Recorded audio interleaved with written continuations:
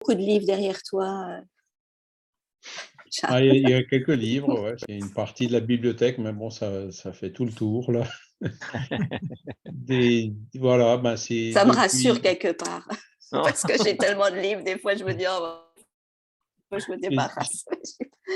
c'est depuis, ben, que je suis rentré en France, en fait, hein. Et d'ailleurs, une bonne partie des livres que j'avais achetés au Brésil, que j'ai ramenés, des livres en portugais. Et le reste, ben, c'est des livres que petit à petit, j'ai trouvés chez des bouquinistes ou qu'on a réédités. On va en parler un petit peu aujourd'hui.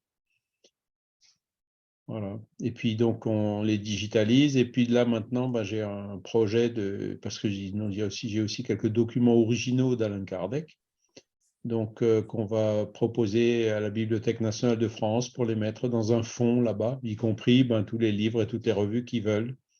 Comme ça, ben, on en assure la pérennité et puis la conservation surtout, hein. Voilà. Mmh. Ouais.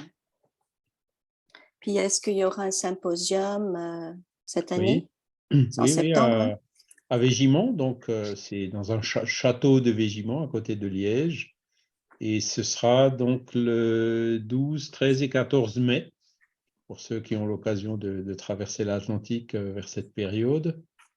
Donc, c'est la rencontre de tous les spirites francophones. Et puis, bon, voilà, faut pas trop traîner pour s'inscrire si jamais vous venez, parce que il y a 100 et quelques places. Et puis là, c'est déjà bien, et les inscriptions vont bon train. Voilà. L'année dernière, on avait fait le plein. Il y avait plus de 100 personnes, y compris les enfants et tout, parce qu'il y a des activités pour les enfants en parallèle. Ah, super. Donc ça, c'est le mouvement spirit francophone. Voilà. Et l'Union spirit belge. On a fait tomber les frontières par ici. Mmh. Voilà. Super, donc aujourd'hui, tu vas nous présenter Jeanne d'Arc médium du livre de Léon Denis. Je ne sais pas si Oui, quelques-uns c'est l'ont lu. ça. Je vais Moi, je l'ai lu partager. il y a pas mal d'années parce que j'étais une grosse fan. J'ai été très une fan de Jeanne d'Arc jusqu'à ce Ah qu'elle oui. soit reprise par le Front National. Ça m'avait assez choquée.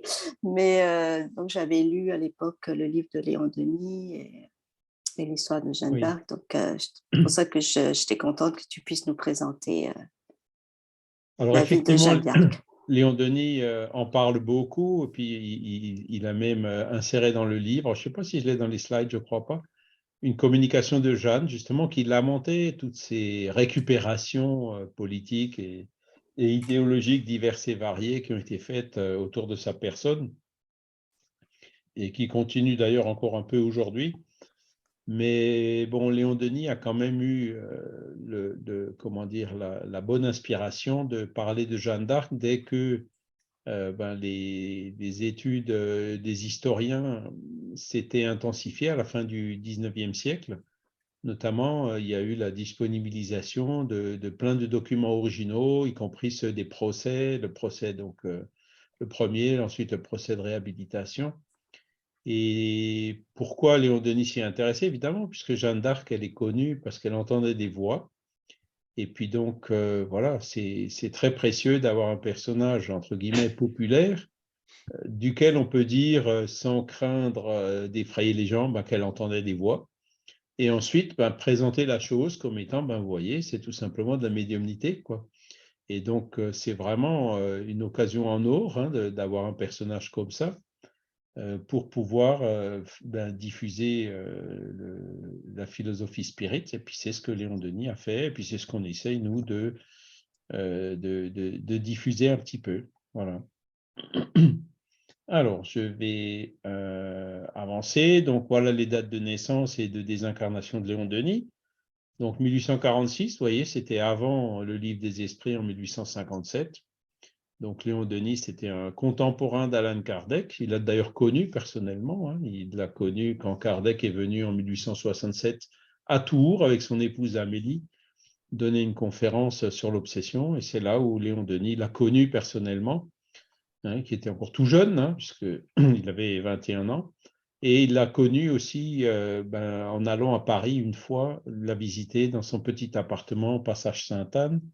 Et il l'a connu aussi une troisième fois dans une rencontre spirit qui avait lieu à Bonneval, qui est une ville située à peu près à mi-chemin entre Paris et Tours.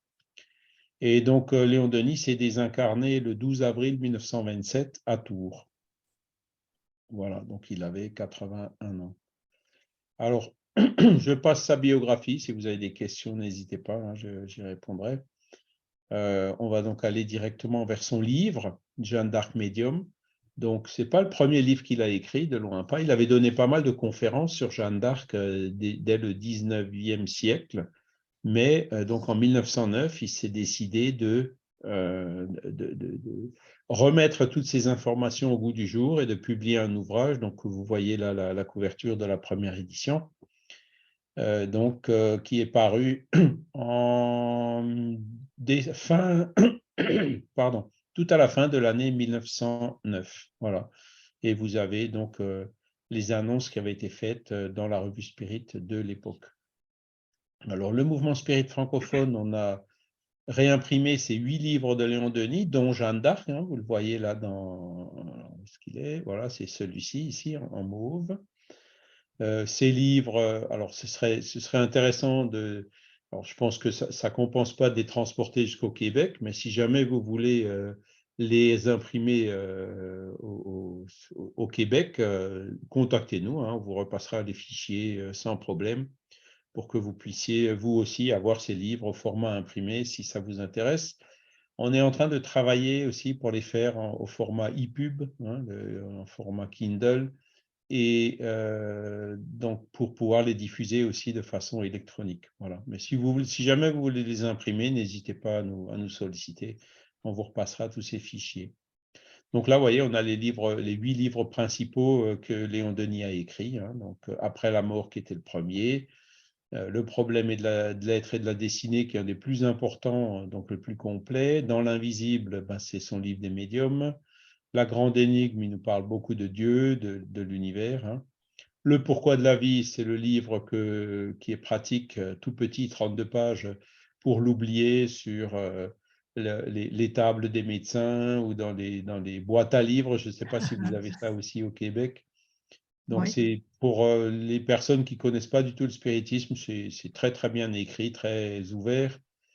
Voilà. Christianisme et spiritisme, c'est un livre qui m'a beaucoup, beaucoup aidé, hein, ayant eu une formation catholique au départ. Il y a Jeanne d'Arc Médium qu'on va voir aujourd'hui. Et puis, le dernier qu'il avait écrit juste avant de mourir, c'était Le génie celtique et le monde invisible, qui est très intéressant aussi. Alors, Jeanne d'Arc. Donc là, je vous montre la table des matières. Donc, après l'introduction, il y a une première partie qui parle de la vie et la médiumnité de Jeanne d'Arc. Donc, on va essentiellement parler de cette partie-là aujourd'hui, parce que comme Monique l'a déjà dit, sinon ça prendrait trop de temps. Hein. Et donc, vous avez les différentes étapes, hein, dont Rémy, où elle est née, la situation en 1429, où la France était en train de... Il n'y aurait pas eu Jeanne d'Arc, je serais peut-être en train de vous faire la conférence en anglais, là. Hein. L'enfance de Jeanne d'Arc, la médiumnité de Jeanne d'Arc, hein, elle parlait de ses voix, vos couleurs, donc c'est le début de sa mission quand elle est allée voir le représentant du roi, ensuite Chinon, Poitiers, Tours, Orléans, Reims, Compiègne, et donc pour terminer, Rouen, donc la prison, le procès et le supplice. Donc on va voir toutes ces étapes-là aujourd'hui. Et donc la deuxième partie que je laisse pour une prochaine fois, hein, puisque Monique, donc à votre disposition. Denis nous parle plutôt des missions de Jeanne d'Arc, donc l'idée de la patrie, l'idée d'humanité, l'idée de religion, l'idéal celtique, donc il en parlait déjà hein, avant de faire son dernier livre. Le spiritualisme moderne, c'est comme ça que Léon Denis appelait aussi le spiritisme. Hein.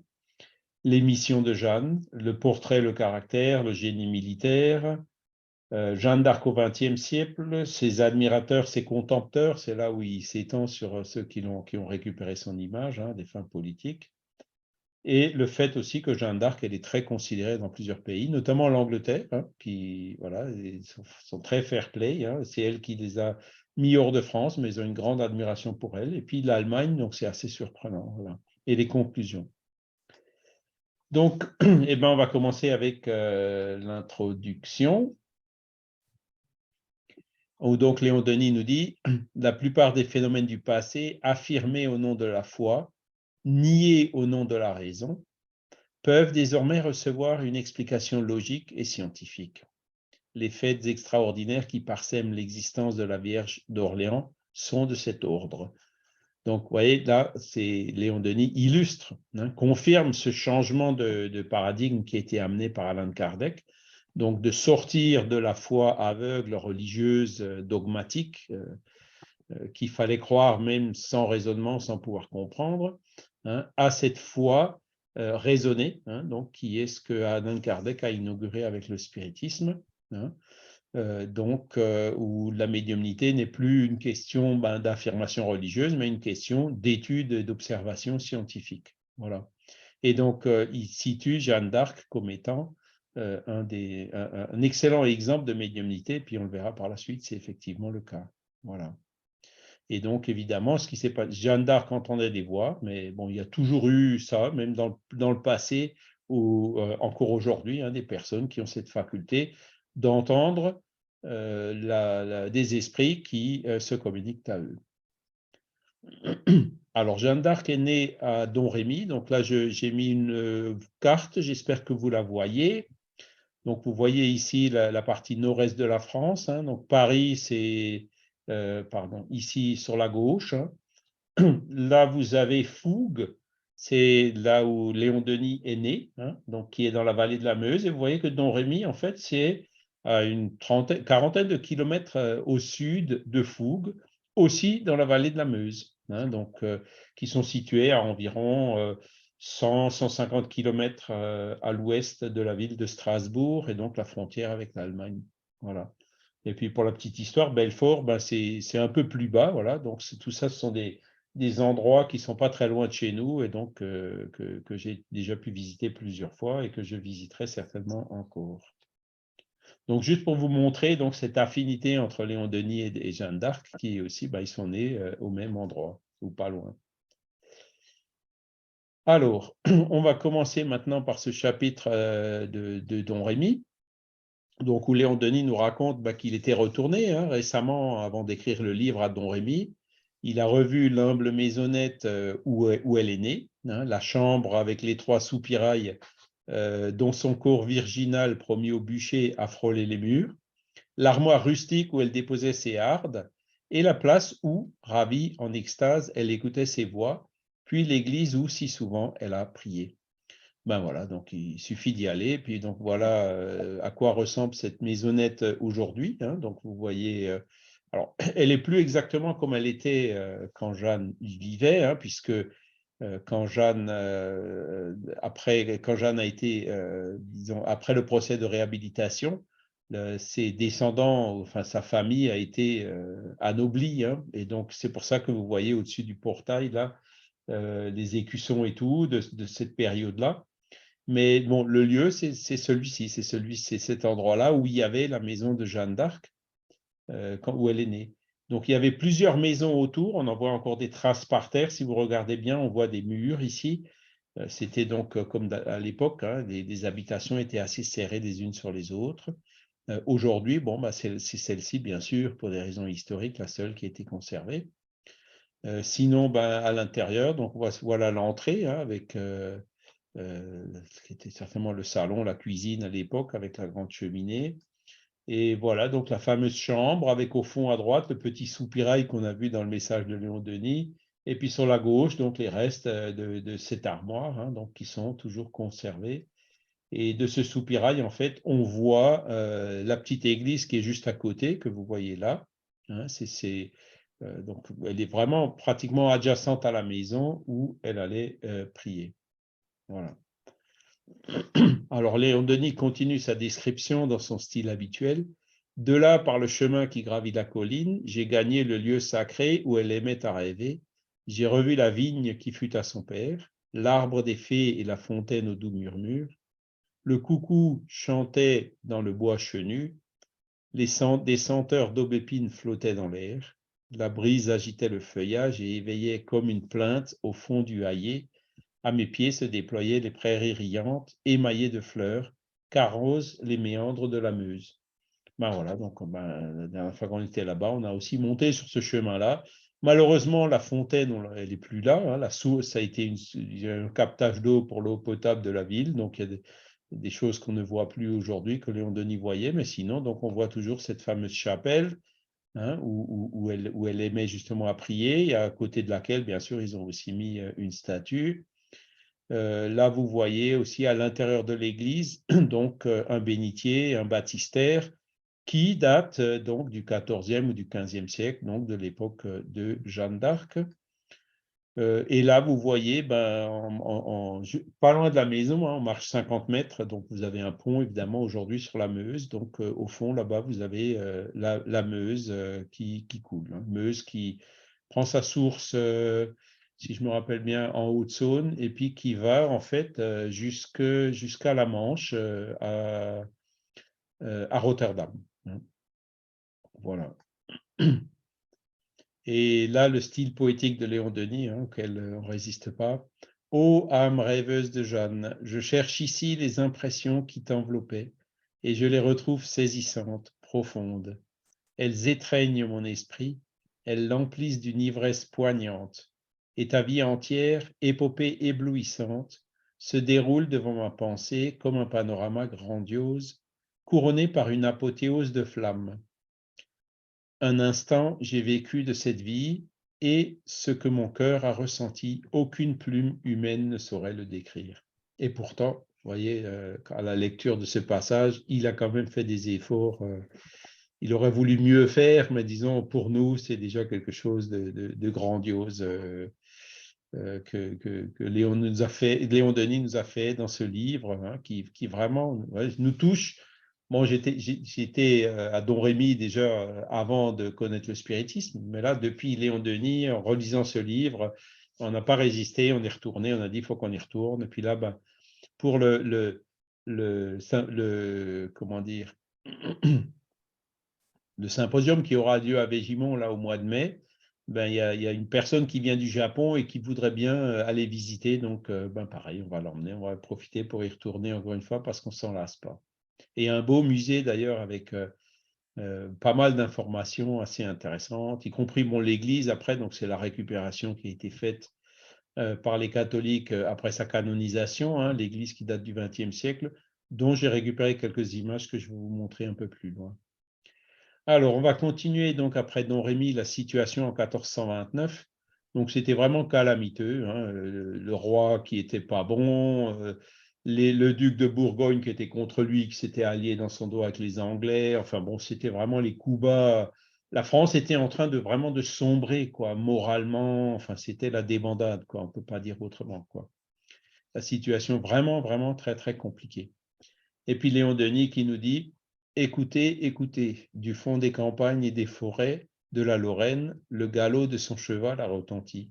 Elle accourt, elle va ranimer ce peuple désespéré, relever les courages abattus, diriger la résistance, sauver la France de la mort. » Et donc effectivement, c'est cette gamine qui avait 17 ans à l'époque quand elle est partie à Vaucouleurs et qu'elle est allée voir le roi, qui a en fait évité que son action déterminante a permis d'éviter que la France soit définitivement, je dirais, reprise par la culture et l'influence anglaise ou anglo-saxonne. Voilà. Il fallait sauver la latinité à l'époque pour garder un peu de diversité en Europe, y compris pour quelques siècles plus tard laisser à Allan Kardec aussi des conditions pour pouvoir codifier la philosophie spirit. Voilà. Et ça fait que dans certaines situations, les esprits interviennent en faisant venir certains de leurs représentants, comme était Jeanne d'Arc, esprit évolué qui se réincarne et qui accomplissent des missions absolument hors du commun. Voilà. Alors voilà, le troisième chapitre, il nous parle de l'enfance de Jeanne d'Arc. Donc, vous voyez, elle ne savait ni lire ni écrire. Elle ignorait tout des choses de la guerre. Elle avait bien sûr strictement aucune formation militaire. Une bonne et douce enfant, aimée de tous, surtout des pauvres et des malheureux qu'elle ne manquait jamais de secourir, de consoler. Donc, c'est comme ça qu'on reconnaît l'esprit évolué qui, dès l'enfance, montre ses qualités. Voilà. vive labeur, hein, donc elle était assidue au travail, hein, qui est le meilleur ami de l'homme, de son soutien, son conseiller dans la vie, son consolateur dans l'épreuve, voilà, et qu'il n'est pas de vrai bonheur sans lui, sans le travail. Donc, vous voyez, des idées qu'elle avançait déjà de façon très claire et qui ont été confirmées par la suite, notamment dans le livre 3e du livre des esprits, avec la loi du travail, qui est une des 10 lois morales. Voilà. Et donc, voilà quelques illustrations de Jeanne d'Arc. Donc, à gauche, vous avez Jeanne d'Arc à la fontaine, que malheureusement on ne trouve plus, hein.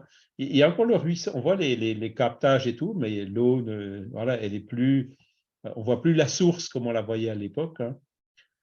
Et donc, ça, c'est un tableau de mon voisin, hein. Donc, mon voisin qui était spirit et qui a connu Allan Kardec, qui a peint plusieurs tableaux qui ont d'ailleurs été spoliés par les nazis, dont celui-ci. Donc, on a une représentation encore de ce tableau. Et là, à droite, vous avez une statue très, très belle, hein, qui a été faite par un sculpteur, donc qu'on peut voir justement au musée, au mémorial de Jeanne d'Arc, qui est juste à côté de sa maison, où on la voit jeune, donc accroupie, en train d'écouter ses voix. Et donc, concernant les voix, comment est-ce que ça commençait? Donc, voilà ce que nous dit Léon Denis. Ah oui, alors elle commençait à les entendre, hein.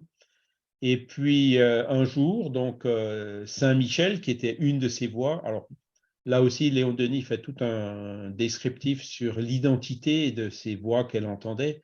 Donc, Saint-Michel, Sainte-Marguerite, Sainte-Catherine, dont d'ailleurs l'existence, elle est remise en cause aujourd'hui, hein. On ne sait pas vraiment si ces saints ont vraiment existé, mais Léon Denis explique très bien que, bon, elle allait à l'église à côté où il y avait ces saints-là, donc c'est ceux qu'elle connaissait, puis donc des bons esprits qui sont venus se communiquer à elle, une gamine de 15 ans, ben, elle les a assimilés à ces saints-là, voilà. Donc, que ce soit exactement ces saints-là ou des bons esprits, voilà, peu importe, c'était des bons esprits qui l'ont aidé à faire une mission extraordinaire.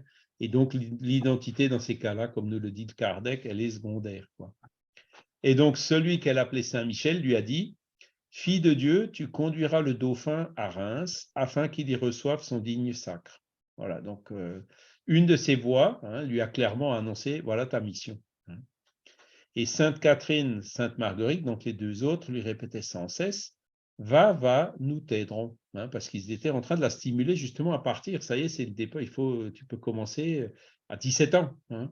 Donc, elle a quand même eu besoin, ben, déjà pour laisser sa famille et tout, hein, d'encouragement de la part de ses voix pour la décider à partir. Et donc, elle avait des rapports vraiment étroits, pratiquement quotidiens avec ses voix, hein. Et chez ses frères de paradis, c'est là où elle allait puiser la résolution nécessaire pour accomplir son œuvre. Et donc, elle était tellement, je dirais, confiante dans ses voix, hein, que, ben voilà, elle s'est décidée, la France l'attendait, il fallait qu'elle parte.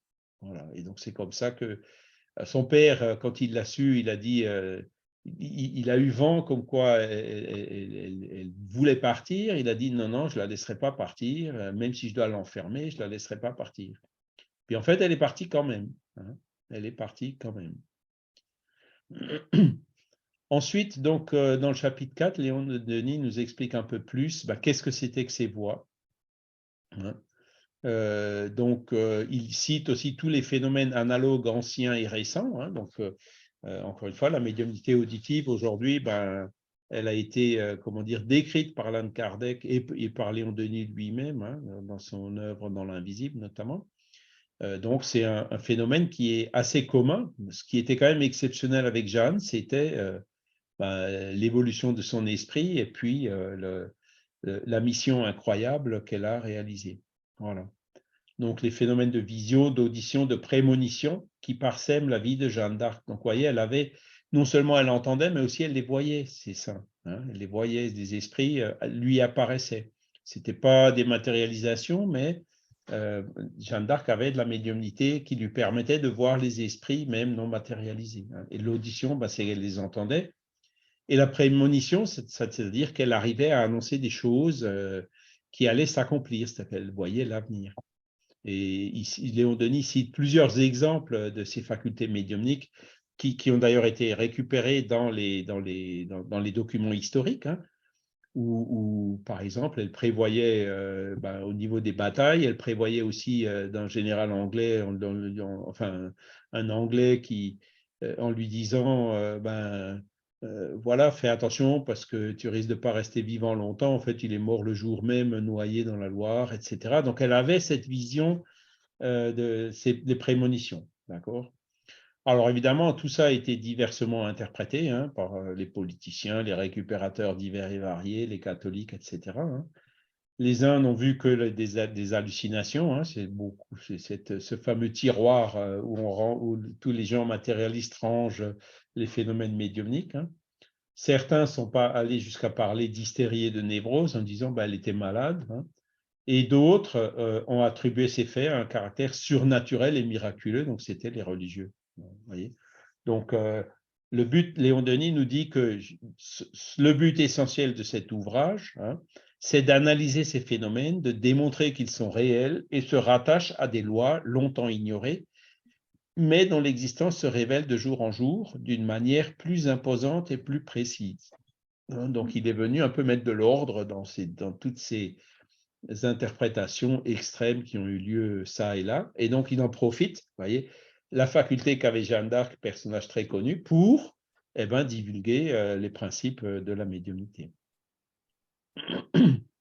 De tous ces livres de Léon Denis qu'on a réimprimés, hein, c'est un des premiers qu'on a été obligé de réimprimer, hein, Jeanne d'Arc et après la mort.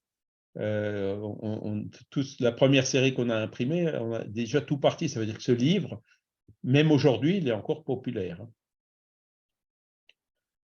Alors, abandonnant maintenant l'idée des phénomènes qu'on rencontre en grand nombre dans la vie de Jeanne d'Arc, hein, donc il les décrit, il convient tout d'abord de remarquer que c'est grâce à ses facultés psychiques extraordinaires qu'elle put acquérir un ascendant rapide sur l'armée et le peuple. Parce qu'effectivement, elle est devenue populaire immédiatement, hein, même plus populaire que le roi. C'est d'ailleurs ce qui lui a un peu desservi, qui a fait qu'elle a fini par être trahie, hein. Et aussi le peuple, hein, elle était extrêmement populaire, on le verra notamment après le sacre à Reims. Tout le monde parlait de cette jeune femme qui venait sauver la France. Donc, et pourquoi? Parce qu'elle avait ses facultés psychiques, il y avait ses prémonitions qui étaient connues, le fait qu'elle entendait des voix, etc. Donc, tout ça avait donc contribué à sa popularité. Voilà. On la considérait même comme un être doué de pouvoirs surnaturels. Donc ça aussi, ça a énormément joué parce que ça faisait peur, notamment aux Anglais. Quand ils ont entendu qu'elle venait, du coup, le fait d'avoir peur, ça a facilité quand même l'issue favorable des batailles pour les Français, quoi, hein, à l'époque. Et donc, grâce à ça, hein, mais elle était l'élue d'en haut, nous dit Léon Denis, pour relever la France de sa chute et inculquer la notion de patrie à toutes les âmes. Et pour cela, des facultés merveilleuses et de puissants secours lui furent donnés. Voilà. Quand la spiritualité veut quelque chose, ils mettent les moyens en place pour que cette chose se passe, hein, en incarnant un esprit solide qui va jusqu'au bout de sa mission et pendant cette incarnation, en lui mettant tout le support au niveau des guides spirituels qui peuvent l'aider justement par rapport à ses facultés médiumniques qu'elle possédait en tant qu'esprit élevé. Alors, la portée des facultés, la nature et la portée de ces facultés. Donc, il y a d'abord ces voix mystérieuses qu'elle entendait. Alors, vous voyez, tout le monde admet que Jeanne d'Arc entendait des voix. Mais si aujourd'hui, un jeune va chez un psy ou un psychiatre en disant qu'il entend des voix, il faut qu'il fasse attention parce que des fois, il peut se retrouver malheureusement interné dans un hôpital psychiatrique suite à un mauvais diagnostic de schizophrénie, hein. Donc, ce n'est pas quelque chose de simple, hein. Mais le fait justement que Jeanne d'Arc l'entendait, ça aide à faire basculer ces idées reçues et ce paradigme, hein, à ce que la médecine et notamment la psychiatrie s'ouvrent un peu plus au paradigme spiritualiste et fassent bien la différence entre la médiumnité et d'autres maladies mentales comme la schizophrénie. Voilà, pardon. Dans le silence des bois comme dans le tumulte des combats, au fond de son cachot et jusque devant les juges, ces voix qui étaient souvent accompagnées d'apparitions, comme elle le dit elle-même, au cours du procès, à 12 interrogatoires différents. Et donc, tous ces documents, si vous voulez, ils existent, ils ont été conservés. Hein. On a tout ce qui avait été rédigé à l'époque. Alors, ça a peut-être été rédigé, trafiqué, parce que ça a quand même été rédigé pendant et après. Hein. Donc, comment dire, les ecclésiastiques qui la jugeaient, ben, ils écrivaient ce qui les arrangeait aussi eux. Hein. Donc, il faut toujours remettre les choses dans leur contexte historique. Mais malgré ça, on le voit de partout. Hein.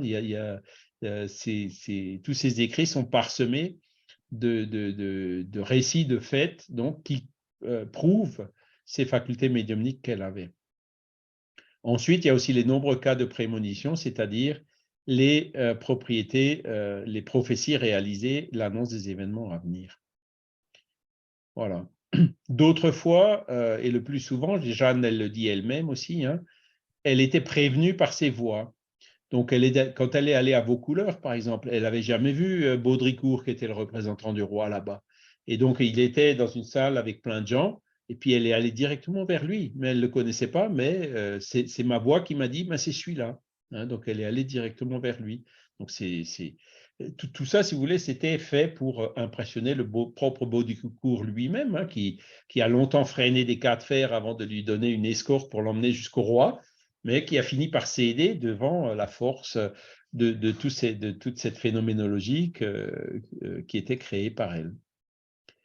N'est-ce pas aussi aux inspirations de ces guides que Jeanne doit ces qualités éminentes qui font le grand général, cette connaissance de la stratégie, de la balistique, cette habileté à employer l'artillerie qui était une chose toute nouvelle à cette époque, hein, parce qu'elle était vraiment, voilà, elle avait, sans avoir jamais étudié ces choses-là, plus de compétences que les cadres de l'armée les plus endurcis de l'époque. Et il l'avait d'ailleurs reconnu. Hein. Voilà. Ni la hauteur d'intelligence, ni l'élévation de l'âme ne sont des empêchements à ces sortes de manifestations. S'il y a tant de productions médianimiques dont la forme et le fond laissent à désirer, c'est que les hautes intelligences et les grands caractères sont rares. Ces qualités se trouvaient réunies en Jeanne d'Arc, et c'est pourquoi ses facultés psychiques avaient atteint un tel degré de puissance. On peut dire que de la Vierge d'Orléans, qu'elle réalisait l'idéal de la médiumnité. Moi, je dis toujours l'idéal de la médiumnité du XXe siècle, c'était Chico Xavier au Brésil. Bon, voilà, avant que le spiritisme ne soit connu, il y avait quand même un idéal de la médiumnité à titre posthume qui était Jeanne d'Arc en France. Et c'est vrai qu'on voit, bon, elle réunissait la bonté, les bonnes intentions, le recueillement, le calme, voilà, elle avait l'humilité aussi, hein, il n'y a jamais rien qui lui est monté à la tête, donc qui caractérise justement le bon médium et qui ont fait que ben, ces esprits élevés ont constamment pu continuer à l'inspirer dans toutes les situations. Charles, excuse-moi, j'ai une petite Oui. question.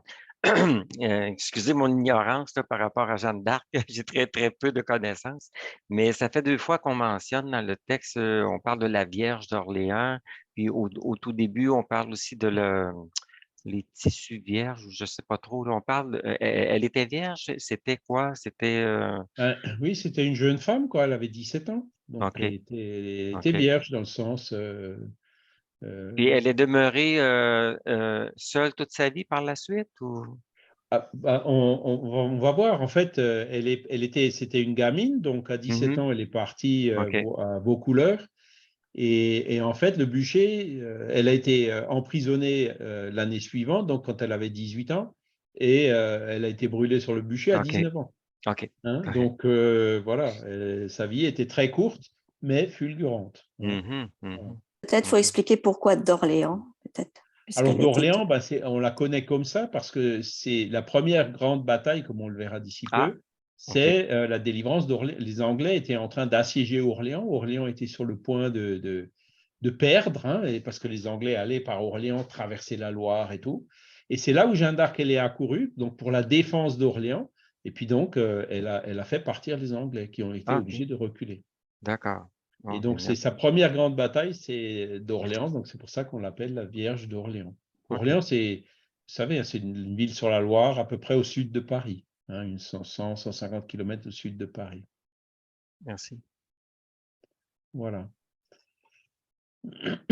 Donc, Jeanne d'Arc était un intermédiaire entre deux mondes, hein, un médium puissant. C'est pour cela qu'elle fut martyrisée et brûlée, hein, parce que les inquisiteurs qui l'ont jugée, c'était des catholiques qui n'admettaient pas qu'elle avait un contact direct avec Dieu et pas en passant par l'Église, hein, et on le verra un peu plus tard aussi. Et donc, Léon Denis, il dit que tel est le source qui est souvent, donc en général, des envoyés du haut, hein, qui sont en but aux persécutions des hommes. Ceux-ci ne veulent ou ne peuvent pas les comprendre.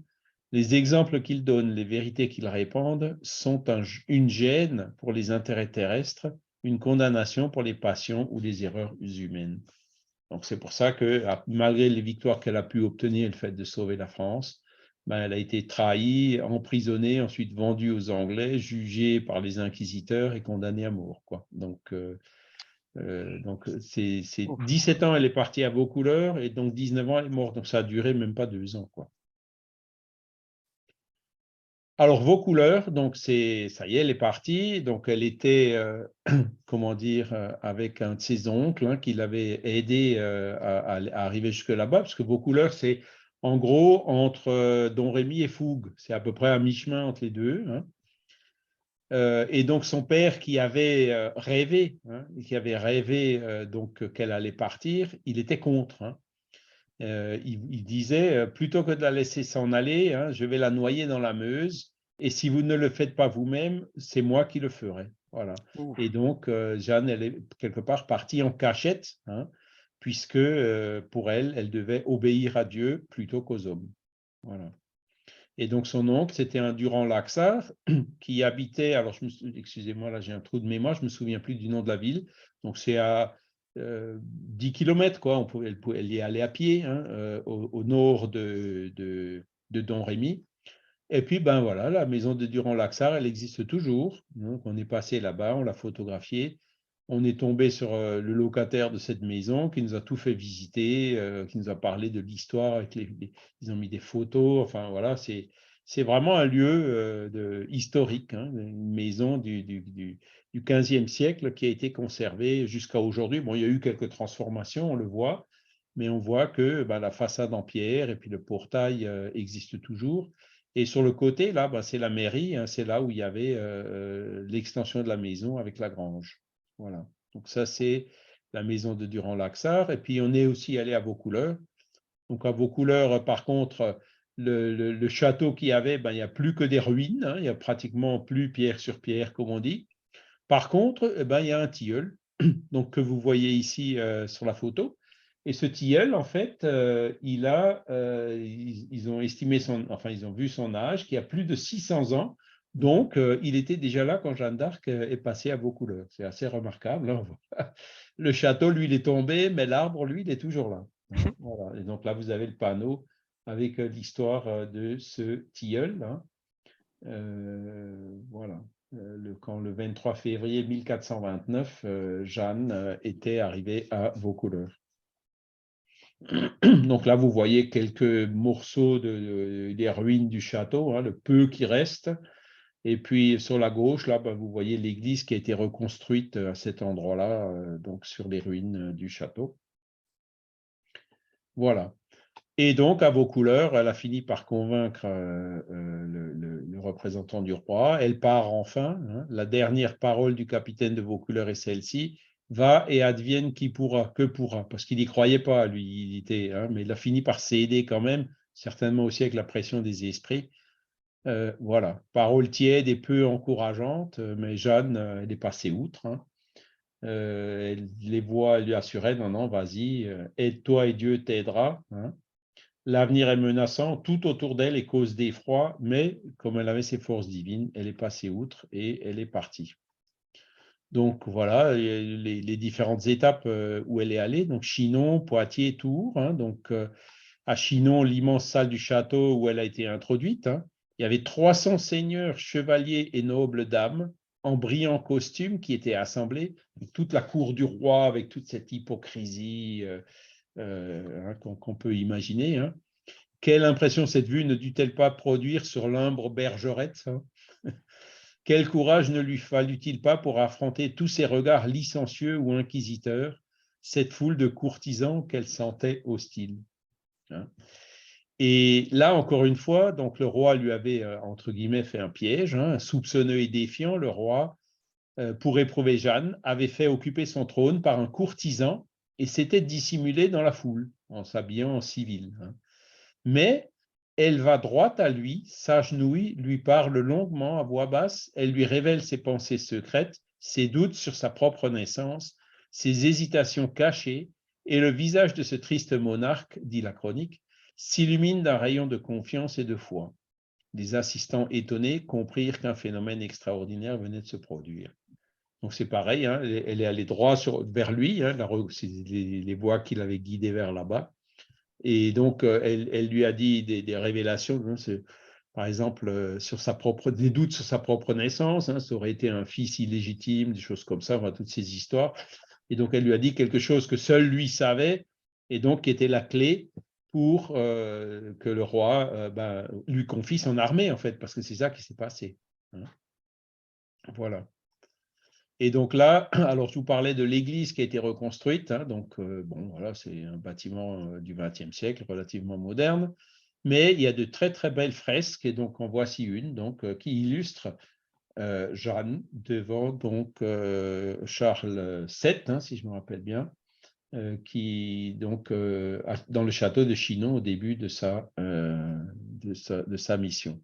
Voilà. Donc finalement, elle est allée ensuite à Poitiers, à Tours, où ils ont fait une armure, enfin voilà, ils ont préparé ses armes. Il y a aussi un épisode que j'ai pas mis, mais elle était allée dans une ville où il y avait Charles Martel et elle a découvert une épée qui était cachée depuis plusieurs siècles, donc qui appartenait donc à un personnage fameux de l'histoire de France. Et ils ont effectivement découvert cette épée là-bas, et c'est l'épée qu'elle a utilisée pendant son périple. Voilà. Ensuite, donc, elle est partie à Orléans, et donc, voilà, Charles VII. Donc, elle a tout de suite fait un carton, autant dans la motivation des soldats que l'admiration des propres cadres militaires qui avaient reconnu effectivement son savoir-faire, son sens stratégique et tout, et puis les résultats qui sont arrivés quasi immédiatement, hein, le premier jour, et ensuite suivi de plusieurs autres batailles, hein. Et donc Léon Denis résume ainsi, hein, les campagnes de Jeanne sur la Loire nous offrent un spectacle unique dans l'histoire. Les capitaines de Charles VII, les Dunois, les Lahire, les Gaucourt, les Xaintrailles, qui marchent à l'ennemi sous les ordres d'une jeune fille de 18 ans. Voilà, donc elle venait de fêter son 18e anniversaire à ce moment-là. Voilà. Donc il continue en disant, c'est la première fois que Jeanne voyait des gens combattre, hein, et sitôt entrée dans la bataille, elle en devint le chef parce qu'elle était la meilleure. Et ça, c'est un témoignage qui vient d'un des militaires de l'époque, hein, dans le procès de réhabilitation. Il dit, elle n'a jamais rien vu, aucune expérience, mais elle était meilleure que ces cadres les plus aguerris qui avaient des décennies d'expérience dans l'armée. Elle fit mieux que les autres, non qu'elle en sût davantage, elle en savait moins, mais elle avait plus grand cœur. Quand chacun songeait à soi, seule, elle songeait à tous. Quand chacun se gardait, elle ne se gardait de rien, s'étant offerte tout entière par avance. Elle a même été blessée, hein, dans cette bataille. Et cet enfant qui, comme toute créature humaine, craignait la souffrance et la mort, à qui ses voix, ses pressentiments avaient annoncé qu'elle serait blessée, alla droit en avant et demeura sous les traits d'arbalète et les plombées de courlevrine, debout au bord du fossé, son étendard à la main pour rallier les combattants. Voilà, donc elle a fait un carton dès le départ. Et là, pareil, vous avez dans ces fresques de l'église donc une illustration de ces batailles où elle allait vaillamment donc pour chasser les Anglais de leur siège d'Orléans. Et donc, en résumé, en 2 mois, hein, donc 2 mois que ces campagnes ont duré, Jeanne avait réparé tous les désastres, reconstitué, moralisé, discipliné, transfiguré l'armée. Elle avait relevé tous les courages. Avant elle, disait Dunois, un des cadres de l'armée, 200 Anglais mettaient en fuite 1000 Français. Avec elle, quelques centaines de Français font reculer une armée entière.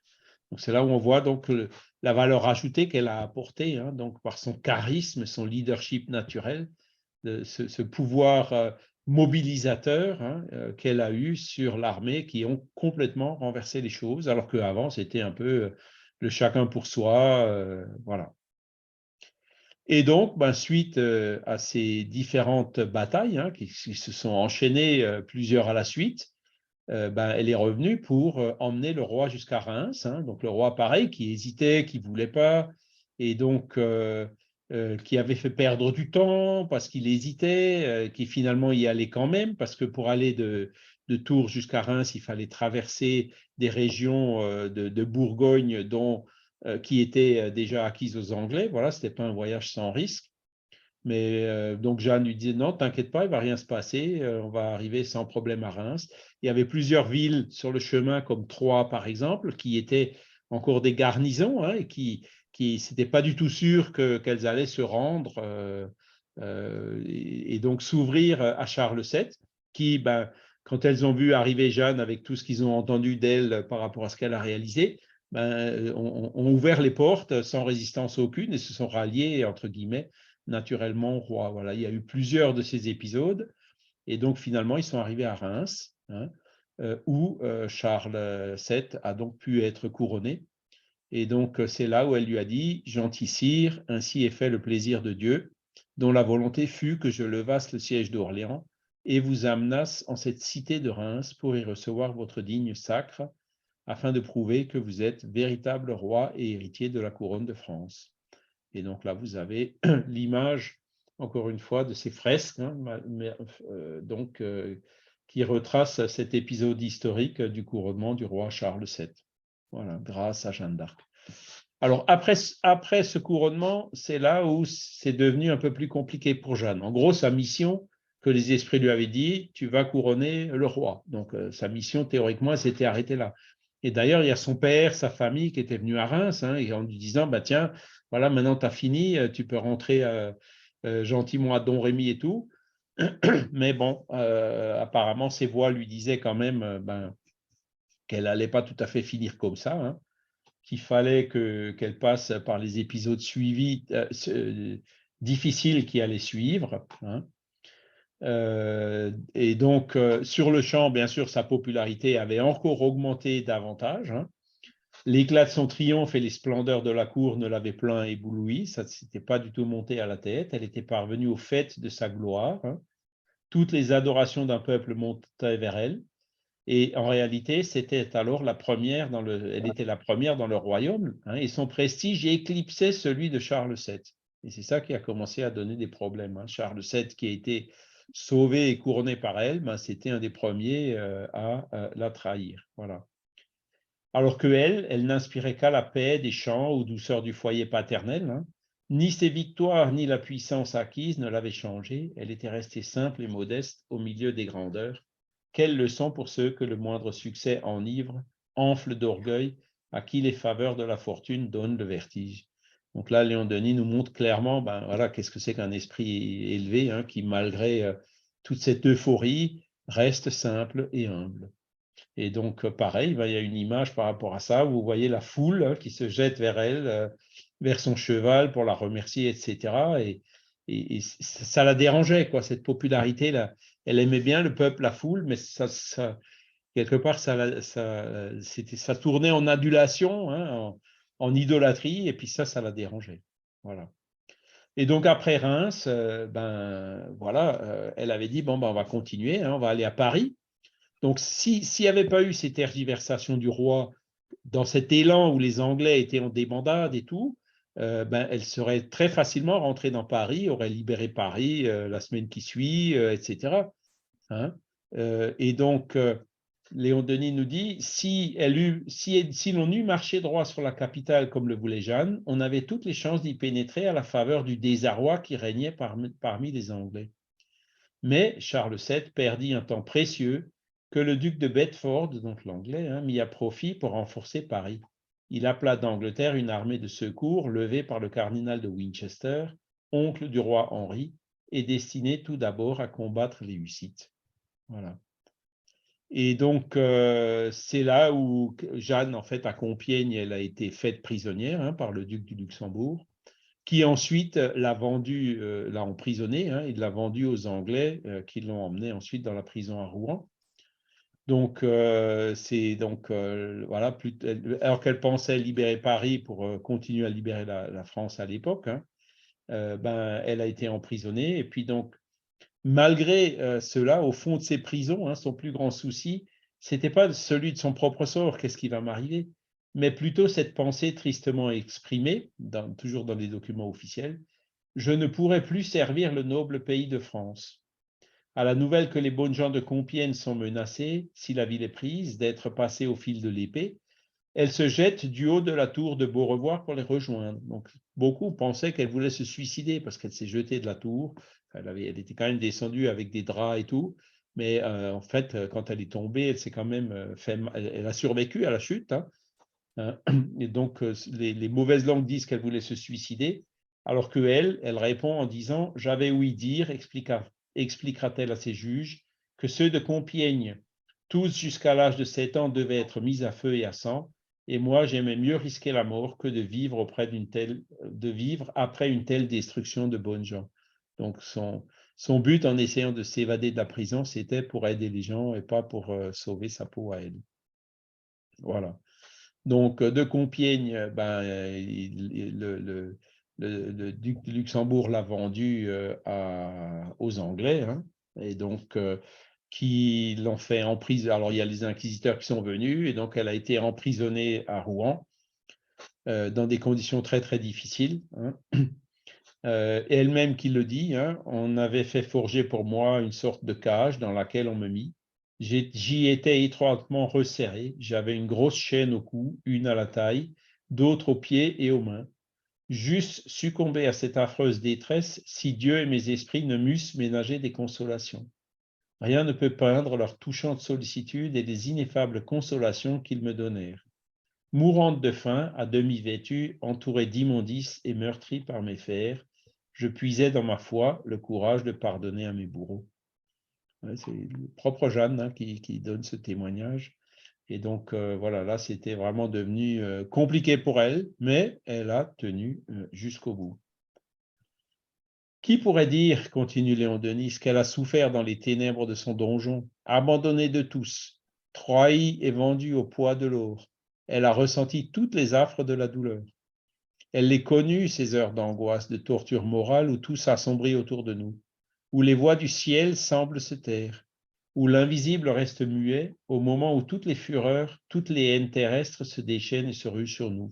Une petite parenthèse, c'est vrai que pendant une période où elle était dans la prison, elle entendait plus ces voix. Tous les missionnaires les ont subies, ces heures douloureuses, et elle les a subies plus que tous. Pauvre enfant de 18 ans, on le rappelle, exposé sans défense aux plus vils outrages. Pourquoi Dieu permet-il ces choses? C'est pour sonder l'âme et le cœur de ses fidèles, pour éprouver leur foi en lui. C'est afin que leurs mérites s'accroissent encore et que la couronne qu'il leur réserve gagne en éclat et en beauté. Alors, selon certaines sources, Jeanne d'Arc serait la réincarnation de Judas.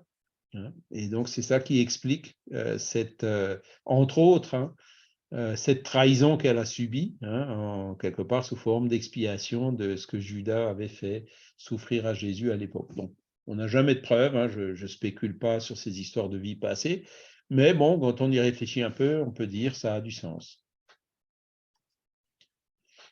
Donc, pendant qu'elle était emprisonnée, bien sûr, il y a eu le procès. Hein.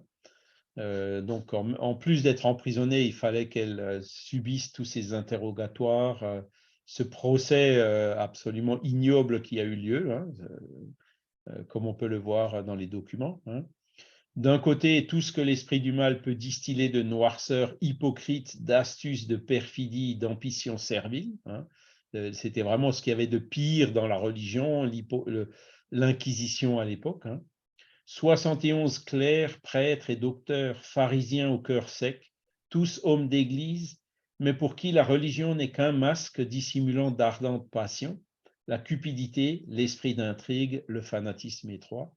Il ne va pas avec le dos de la cuillère, Léon Denis, mais il est dans le vrai. Hein.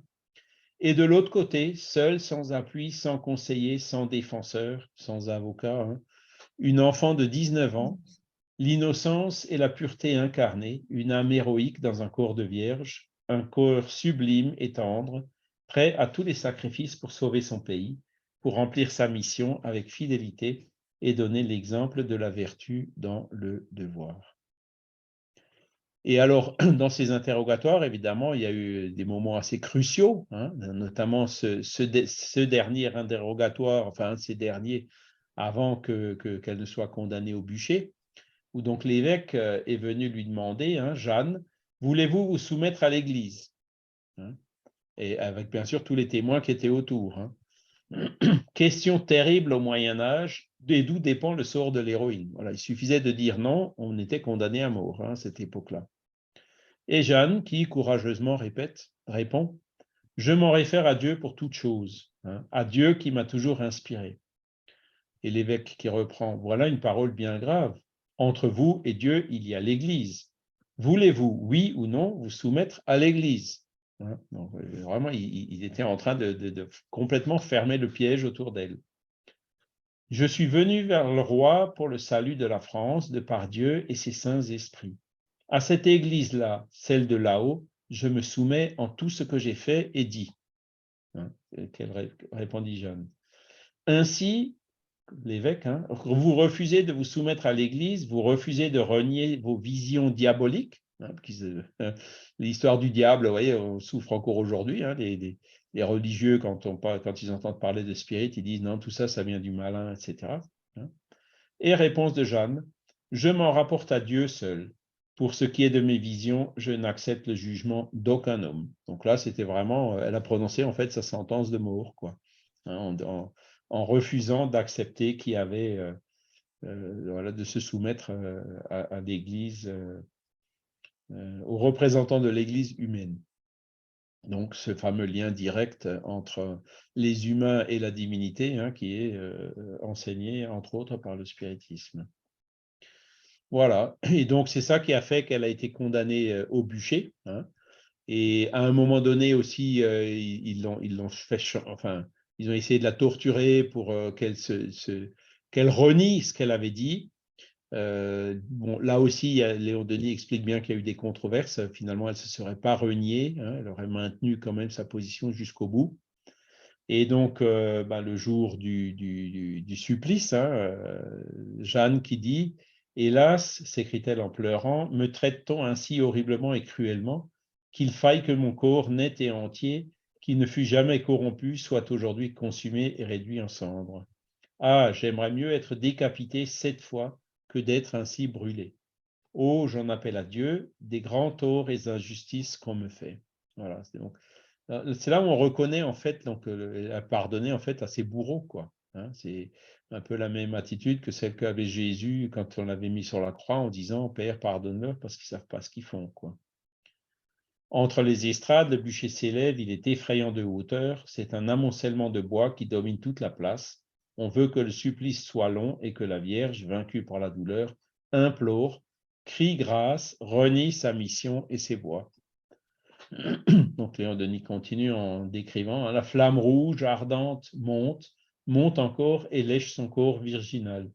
Ses vêtements fument, elle se tord dans ses liens de fer, puis sa voix stridente jette à la foule silencieuse, terrifiée, ses paroles éclatantes.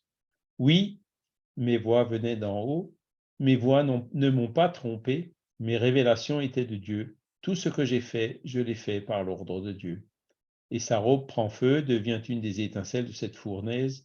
Un cri haletant s'élève, suprême appel de la martyre de Rouen au supplicié du Golgotha, Jésus.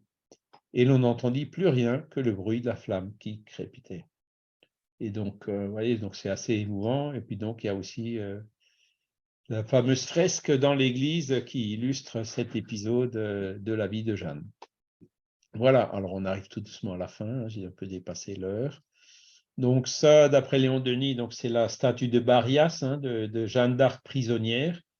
Léon Denis nous dit que c'est une des statues les plus fidèles qui correspondent au mieux aux différentes descriptions qui avaient été données comment dire, du personnage de Jeanne d'Arc dans les documents officiels, hein, le statut de Barias. Et donc, je vais conclure avec ces slides. De la vie de Jeanne d'Arc, 3 grands enseignements se dégagent en traits de lumière, les voici. Le premier, c'est l'humanité dans ces heures de crise et d'épreuve n'est pas abandonnée à elle-même, mais d'en haut, des secours, des forces, des inspirations viennent la soutenir et la guider dans sa marche. Quand le mal triomphe, quand l'adversité s'acharne sur un peuple, Dieu intervient par ses messagers. La vie de Jeanne est une des manifestations les plus éclatantes de la providence dans l'histoire. Voilà, donc c'est un message quand même d'optimisme, hein, qui nous dit, voilà, ben, malgré toutes les difficultés qu'on voit, aujourd'hui encore des menaces de guerre froide, voire de guerre nucléaire venant de Corée du Nord ou je ne sais où, et il y a vraiment de quoi s'inquiéter un petit peu, mais bon, non, restons positifs et optimistes parce que donc avec Dieu et ses messagers, voilà, se passera que ce qui doit se passer et rien de plus.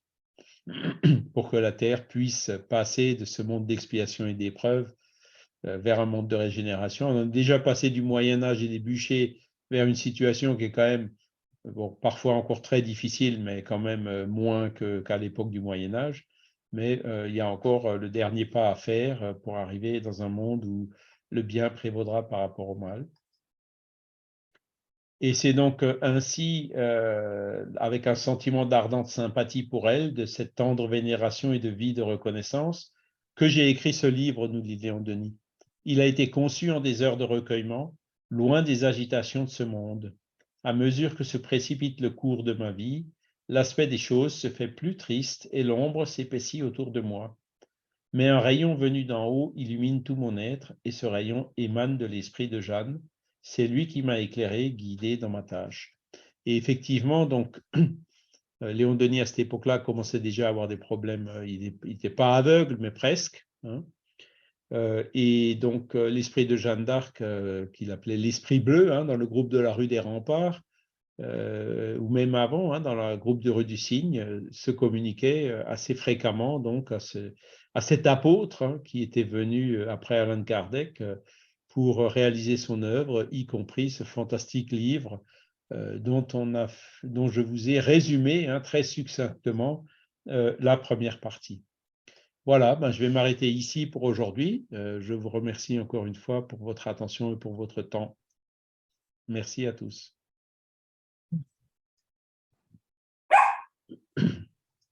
Merci beaucoup, Charles. C'est vraiment intéressant. Quelle Merci. leçon d'histoire en 1 heure, chargée en émotions et en renseignements. Merci beaucoup. Mais de rien, de rien.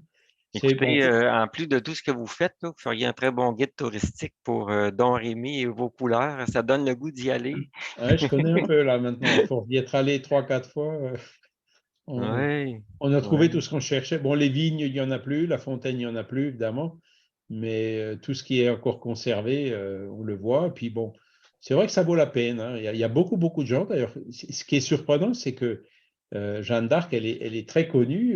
Ben, il y a des Hollandais, des Allemands, il y a vraiment plein d'étrangers. Il y a plus d'étrangers que de Français, hein, qui visitent tous ces endroits, y compris la basilique qui est un peu plus bas, hein. Évidemment, c'est la récupération catholique, mais vous Mhm, avez ces magnifiques fresques que j'ai montrées, hein. mhm, mhm. Jeanne d'Arc, Oui. en fait, elle a été canonisée pas tout de suite, hein. C'était à peu près à l'époque du livre, là, pendant la Première Guerre mondiale, en 1900, je crois, 18 ou 19, qu'elle a été canonisée par l'Église.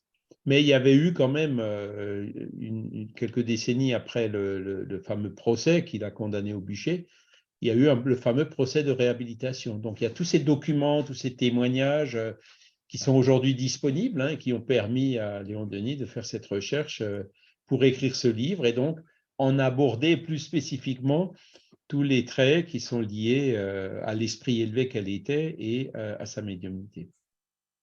En Touraine aussi, il y en a énormément de choses sur Jeanne d'Arc. Oui, au Orléans, ben, c'est une Voilà. journée fériée chaque année, il y a la fête Mm. du siège à la fin du mois de mai, quoi.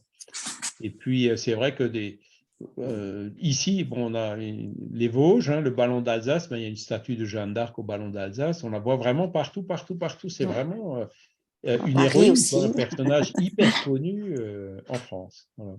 Ouais. Et d'où le fait qu'elle soit médium, justement, c'était super bien vu de Léon Denis, de profiter de cette popularité pour venir apporter un peu d'analyse rationnelle sur le sujet de la médiumnité. Oui, oui. D'ailleurs, il y a eu un film assez intéressant, je ne sais pas ce que tu en penses, Charles, mais c'était en 94 avec Sandrine Bonner. C'était deux Oui, films qu'ils avaient fait qui étaient, bon, c'est assez noir comme film, oui. mais très intéressant, la partie historique. Bon, c'est sûr qu'il y a sans doute, comme toujours, des aspects non véridiques, on va dire, Mhm. mais il y a le côté vraiment tout le procès, tout ça, qui est vraiment très, très touchant comme En plus, film, en fait. effectivement, le procès, c'était une période noire hein, pour Jeanne, comme on a pu le ressentir, comme vous avez certainement pu le ressentir sur les 2-3 slides que j'ai tirés de ce chapitre-là. Et effectivement, mettre ça sous forme de film, ça doit être terrible, quoi. Et puis c'était vraiment les geôliers, enfin c'était des situations, c'est des conditions abominables. Hein, qu'elle a dû souffrir. Mais bon, derrière ça, hein, il y a Léon Denis, lui au contraire, il donne cet aspect positif pour montrer qui c'était vraiment un esprit extraordinaire, hein, qui d'ailleurs, selon Léon Denis, un peu plus tard, il a écrit Le monde invisible et la guerre, hein, pendant la guerre de 14, et en soulignant donc le rôle actif qu'a eu Jeanne d'Arc, là encore, hein, pour éviter que la France, plutôt que de disparaître sous domination anglaise, ne disparaisse sous domination germanique, hein, et donc pour préserver la diversité culturelle. C'est probablement ce que les esprits voulaient, et à partir du moment où ils veulent quelque chose, ils interviennent, et puis les choses se font. Claude, tu as levé la main. Claude. Oui, oui. Oui, des fois, on a vu de l'extérieur, quand on voit aussi en général là, l'histoire, c'est souvent du côté des vainqueurs là, qu'on écrit des choses. Euh, Moi, je m'interroge là. Si on voit par exemple des exemples comme Gandhi, Martin Luther King, Mère Teresa, des agents de paix qui ont fait quand même des changements. Jeanne d'Arc, ce que je comprends, elle a combattu l'épée à la main, elle a été une guerrière, elle a donc tué des gens. J'ai de la difficulté à associer la spiritualité avec ce genre d'action guerrière. Si elle avait porté juste l'étendard, être un symbole, je dirais, bon, à la limite, je verrais une cohérence. Mais l'épée à la main, tuer, égorger, je ne sais pas, là, ce bout-là, tu n'en avais pas Alors, parlé. Léon Denis, il en parle de ça, hein, c'est justement dans la deuxième partie du livre. Et tous les témoignages qui reviennent montrent qu'elle était en fait, elle avait une grande humanité, hein. C'est-à-dire que avant d'attaquer, elle donnait une chance à l'ennemi de se retirer, hein, et lui une chance, deux chances, et puis après, bon ben, elle attaquait. Et même quand comment dire, au milieu de la bataille, hein, elle ne laissait pas ses soldats achever les Anglais qui étaient à terre, hein. Au contraire, elle demandait grâce pour eux, et puis donc de les laisser partir, hein. Alors, c'est sûr, elle a certainement, voilà, elle a participé quand même à des mouvements où il y a eu beaucoup de morts et tout pendant ces batailles de libération et tout. Mais bon, voilà, après, elle avait cette grande humanité, hein, donc, il y avait aussi le problème où, donc Léon Denis en parle, il y avait beaucoup de prostituées et tout au sein des armées, ben, elle les chassait, enfin voilà. Elle a toujours donné partout où elle était, malgré ces circonstances affreuses, hein, ben ces signes donc d'humanité et puis d'avancement spirituel. Voilà. Maintenant, après, voilà, dans une bataille, c'est sûr qu'il y a des victimes, mais bon, la mort n'est en fait qu'une transformation, hein, c'est l'esprit qui se libère Et de son peut-être, corps, on ne hein. sait même pas si elle a vraiment tué des gens, on n'en sait rien. En fait. Voilà, Elle alors avait une bon, épée, mais ça ne veut pas dire qu'elle tuait voilà. forcément. Elle ne savait pas se battre vraiment, en fait. Voilà, elle donnait, je ne pense pas qu'elle se soit battue des duels à l'épée et tout, ça c'était des soldats qui le faisaient. Elle était là pour les encourager, pour les orienter, les voix qui disaient ben, on va rentrer par là, on va rentrer plutôt par là-bas. C'était un peu comme le rôle du général, quoi. Maintenant, après, bon, c'est possible que si elle était attaquée directement, qu'elle se soit défendue. Elle a d'ailleurs été blessée par un tir d'arbalète, hein, donc elle s'est récupérée relativement facilement, mais elle-même a été blessée. Voilà. Donc, c'est sûr que comment dire, là, il faut s'en remettre au livre des esprits, hein, livre 3e sur la loi de destruction. Et il y a certaines questions qui sont d'ailleurs assez difficiles à comprendre, hein, notamment quand Kardec demande est-ce qu'il y a des situations où la guerre est nécessaire? Et les esprits lui répondent oui, c'est par exemple pour conquérir la liberté. Hein. Et quand on réfléchit à cette réponse, on se dit oui, mais attends, il y a quand même des moyens différents pour conquérir la liberté. Bon, quand on regarde ce qui est en train de se passer en Ukraine, par exemple, en ce moment, et dans la plupart des conflits qui ont lieu partout dans le monde, il y a toujours cette guerre de l'autorité contre la liberté. Hein, la Révolution française, c'est toujours des guerres entre de systèmes autoritaires, dictatoriaux, impériaux, j'en passe, qui cherchent à opprimer, à restreindre la liberté d'un peuple. Et donc, à partir d'un moment, c'est le peuple qui se rebelle et donc, ces épisodes-là où la guerre est nécessaire, hein, d'après ce que disaient les esprits à Kardec il y a 150 ans, pour conquérir la liberté. Alors aujourd'hui, il faut espérer que on s'en sorte. La preuve est, le fait est qu'on en est toujours encore là, malheureusement. Alors, plus évidemment au Québec ou en Europe, mais enfin encore en Europe de l'Ouest, hein, parce que là, vous voyez, on n'est pas loin. Hein. L'Ukraine, c'est à 2 heures de vol d'ici. Hein. J'aimerais bien ici quelqu'un, peut-être se pencher sur les questions, parce qu'on parle de la Vierge d'Orléans et tout ça, la pureté de Jeanne d'Arc, mais peut-être travailler un peu cet aspect-là, peut-être plus d'un symbole. Est-ce que là, vraiment, combattu l'épée à la main, fait participé à ces massacres? Je pense que c'est important, ce point-là, peut-être à clarifier dans quelle mesure elle voyait cette participation-là. Peut-être qu'elle a été juste porte-étendard et le dirigeait, mais je pense que ça me paraît important si on élève cette personne-là, non seulement comme une sainte, là, officiellement, mais comme une représentante d'un événement historique basé sur la spiritualité. Peut-être qu'elle n'a pas touché à l'épée vraiment. Alors, je crois que c'est un aspect qui serait bon à clarifier, parce que moi, personnellement, ça me reboute cette idée-là, qu'elle aurait participé vraiment là, l'épée à la main. Il y avait bien d'autres personnes qui auraient pu le faire à sa place. Là. Alors, Léon Denis le fait dans le chapitre 14, dans la deuxième partie, hein, donc, que je n'ai pas traité aujourd'hui. Le chapitre 14 qui est intitulé « Jeanne d'Arc et l'idée d'humanité ». Et c'est là où il cite tout ce qui est ressorti de ces différents documents, donc qui montrent cette immense humanité qu'elle avait. Hein. Ce n'était pas du genre à exterminer ou à achever, pas du tout. Non, elle disait « laissez-les partir ». Voilà, ce qu'elle voulait, c'est qu'ils reculent, qu'ils partent. Elle ne voulait pas les tuer, hein, du tout. Et donc, elle s'est toujours comportée comme ça. Un peu comme quand on veut chasser un intrus de notre maison. C'est ça, on veut qu'il parte, on ne veut pas forcément on veut qu'il parte, effectivement. Oui, mais pas nécessairement avec des moyens extrêmes non plus. Après, ça dépend, ça dépend quel moyen, ça dépend quel moyen l'intrus utilise. Au milieu d'une bataille au 15e siècle, ce n'était pas si évident que ça. Nelly, tu avais une question ou un commentaire? Oui, Charles, premièrement, merci beaucoup pour l'explication sur la vie de Jeanne d'Arc parce que c'est très intéressant. Je me souviens que la première fois que j'ai entendu parler de Jeanne d'Arc, c'était à cause d'un groupe de rock brésilien qui a fait beaucoup de succès au Brésil parce qu'ils ont ils ont écrit une chanson qui parlait exactement de la vie de Jeanne d'Arc, mais c'est une chanson populaire de rock brésilien. Le refrain disait je n'ai jamais eu quoi que ce soit avec Jeanne d'Arc.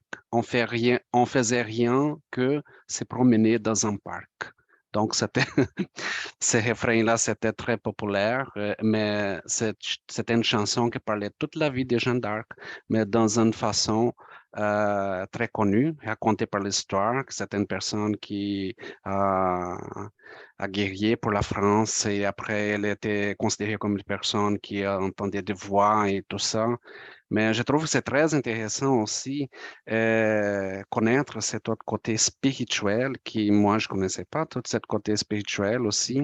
Et ça me fait réfléchir un peu sur l'Inquisition parce que c'était une période très difficile que plusieurs pays en Europe et d'autres personnes aussi ont vécu l'Inquisition. Au Brésil, c'était pas quelque chose qui... On n'a pas eu beaucoup de cas d'Inquisition, mais c'est juste l'Inquisition morale. Mais pas beaucoup de cas de personnes qui étaient torturées à ces points-là, comme en Europe.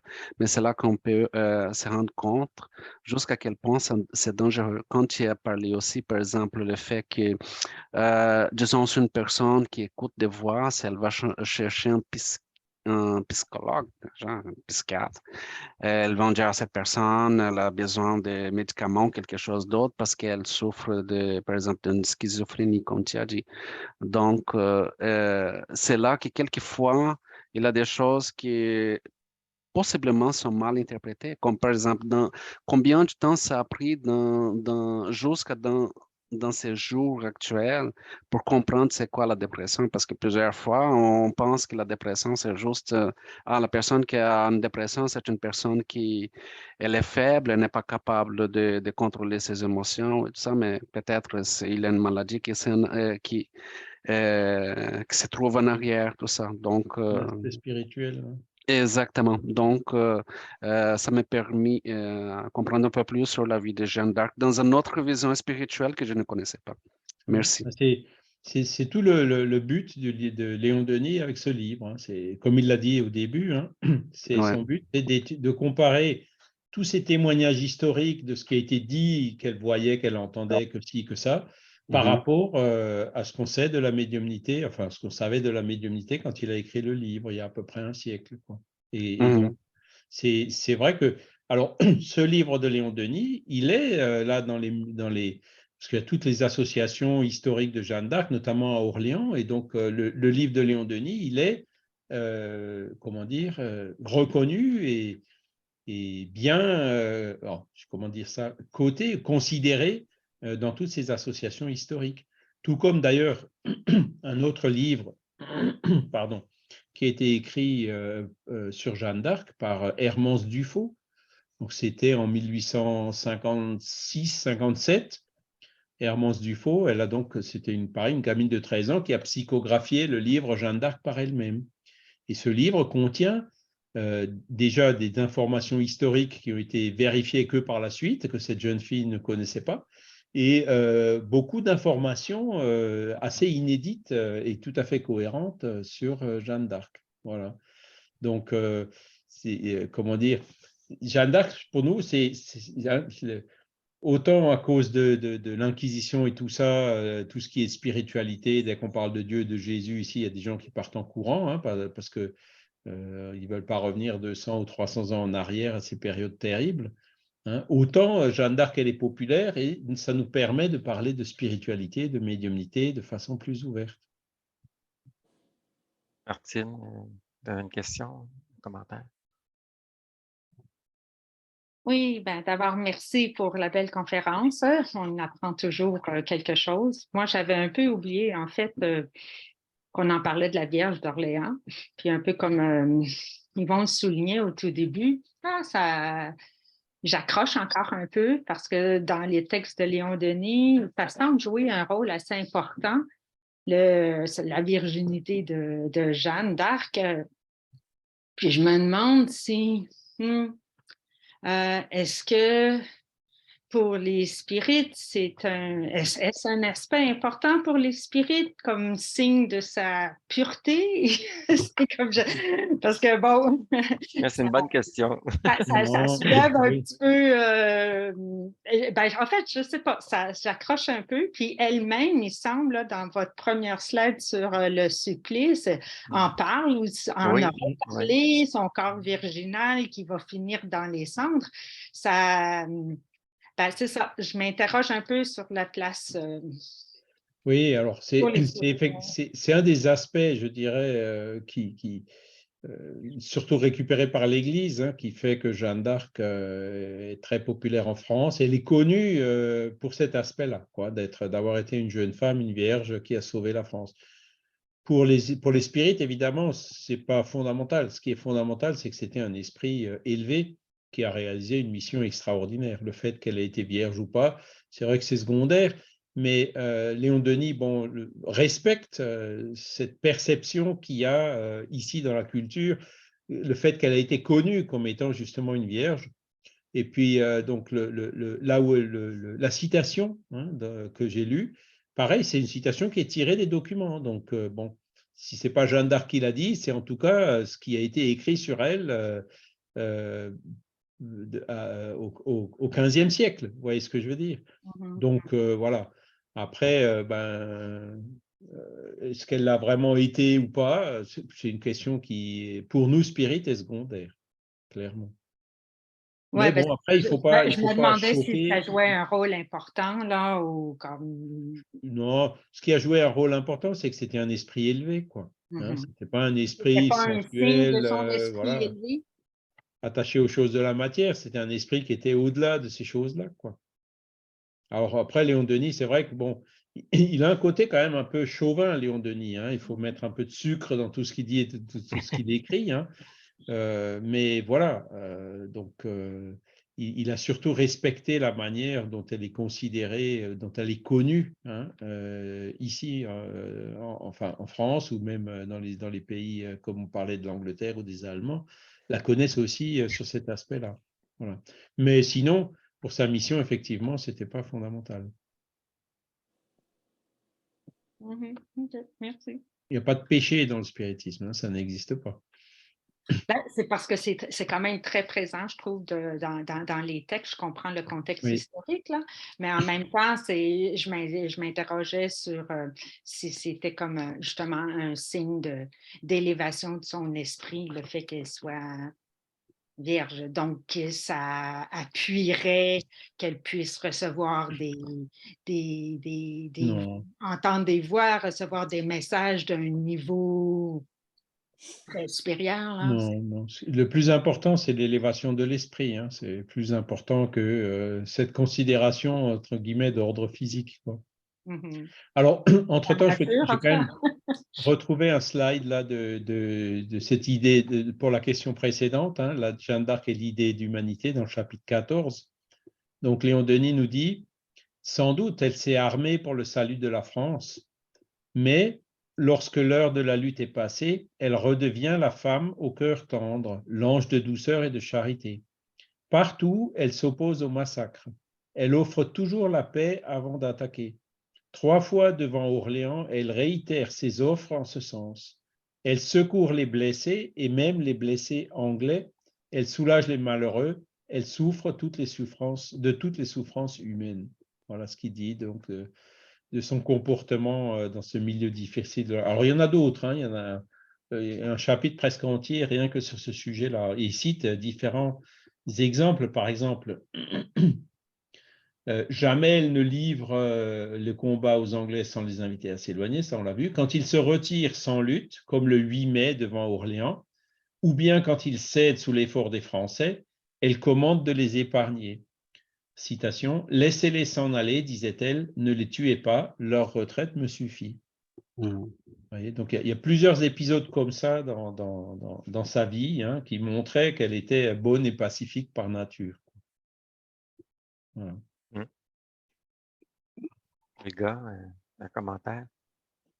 Une question? Bonjour Charles.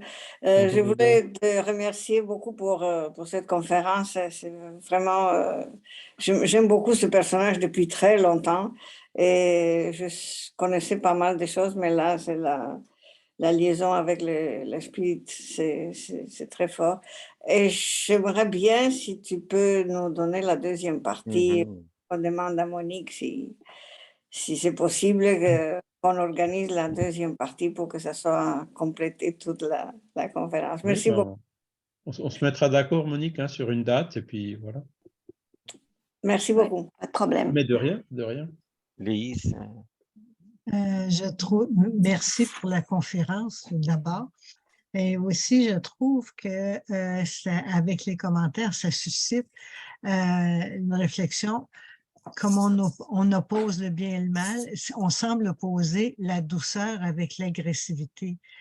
Pourtant, l'agressivité, c'est nécessaire à la survie. Il n'y a pas de lien entre le bien et le bien ou le mal et l'agressivité. L'agressivité, c'est ce qui fait qu'on est en vie. Alors, quand on se demande jusqu'à quel point était agressive ou agressante Jeanne d'Arc, dans le fond, on est en train d'aller du côté d'un jugement moral, mais sans vraiment, je dirais, clarifier les concepts qui sont en cause. Ça demanderait réflexion pour juger au plan moral de la valeur de ses actes. Mais il reste que ceci dit, il me semble qu'elle a été fortement, là c'est mon opinion, c'est fortement appuyée par des esprits d'élévation remarquables et que c'est sûr que des vies des humains ont payé de leur vie dans ce contexte-là. Est-ce que c'est à Jeanne d'Arc de subir le jugement de l'ensemble de cette affaire-là? Je pense que c'est un jugement, c'est un raisonnement rapide. C'est un peu trop court. Mais... Oui, et puis il faut surtout se remettre dans le contexte du XVe siècle. Hein. C'était le Moyen-Âge, la période les plus calamiteuses de l'époque. Hein. L'Inquisition, comme il le décrit, là, au sommet du pire de l'hypocrisie, etc. Donc, voilà. Après, bon, quand on voit, en prenant un autre exemple du XXe siècle, si on prend Gandhi, donc lui, il a réussi effectivement par la non-violence. Hein. Il a aussi chassé les Anglais de l'Inde, mais par la non-violence. Donc, on voit que quand même, en 500 ans, les méthodes de ces grands missionnaires ont un peu changé. Hein. C'est plus les mêmes. Hein. Et Jésus lui-même, bon, évidemment, c'était un peu exceptionnel. Hein. Il n'a jamais non plus, même quand on disait qu'il a chassé les vendeurs du temple, bon, c'était plus peut-être un mouvement de foule qu'une action délibérée violente de Jésus. Hein. Donc, voilà. Mais bon, à cette époque-là, bon, vu la situation qu'il y avait peut-être pas trop d'autres moyens, même avec l'aide spirituelle, pour arriver à la finalité qu'il désirait. Hein. Donc, évidemment, le spiritisme est non violent, il est pacifique. Hein, bienheureux ceux qui sont doués pacifiques, hein, qu'on nous dit dans l'Évangile. Hein. Donc, tout doit être fait pour condamner, arrêter, bloquer, stopper la violence. Hein. Même si le spiritisme, de par la loi de destruction, reconnaît que il y a des situations, des contextes dans lesquels la violence, elle est parfois inévitable. Même aujourd'hui, je réfléchis, par exemple, comment est-ce que vous pensez que des systèmes aussi fortement ancrés comme la Corée du Nord ou la Russie vont s'en sortir? Hein? Bon, je ne dis pas qu'il n'y a que la violence qui permet de s'en sortir, mais ça va être difficile, hein, parce qu'on voit la Russie, même l'Iran, hein, vous voyez ce qui se passe en Iran. Donc, les gens se révoltent ouvertement, ne veulent plus de quelque chose. Il y a la violence, il y en a qui partent au sacrifice, il y en a qui sont là, qui se défendent. C'est pas simple, hein, c'est pas simple. Et de toute manière, même avant que ces gens-là se révoltent, il y a des massacres de la part des dictateurs. C'est ça, oui. Hein? Donc, ça arrive à un point, c'est ta survie, l'autodéfense. Oui. Voilà.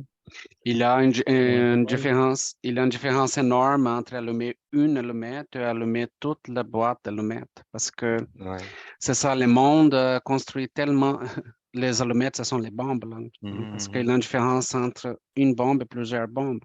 Et tout le monde a tout cet arsenal de bombes et toutes ces affaires nucléaires, mais tout le monde sait une fois qu'on les déclenche, on va tous disparaître d'une fois ou l'autre. Donc, actuellement, ce qui commence à être plus dangereux, ce sont toute la guerre digitale, toute la guerre politique et tout ce genre de choses-là.